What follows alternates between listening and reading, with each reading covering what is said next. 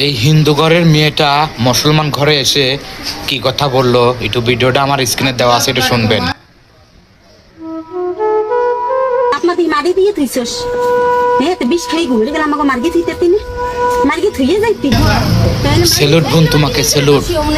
তুমি যে একটি গুরুত্বপূর্ণ কথা বলেছাও, তোমাকে অন্তরের অন্তর থেকে দোয়া রইল।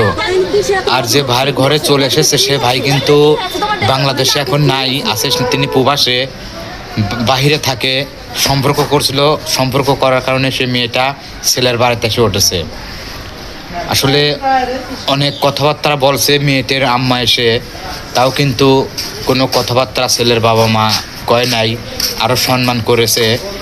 খুবই ভালো বোনের মানুষ। অন্তরের অন্তর থেকে দোয়া রইল বোন তোমার জন্য, তুমি হাজারো বছর সংসার করে যাও, তোমার জন্য দোয়া রইল। আল্লাহ তাআলা তোমাদের সংসারটা মনের আশা পূর্ণ করে দেখ।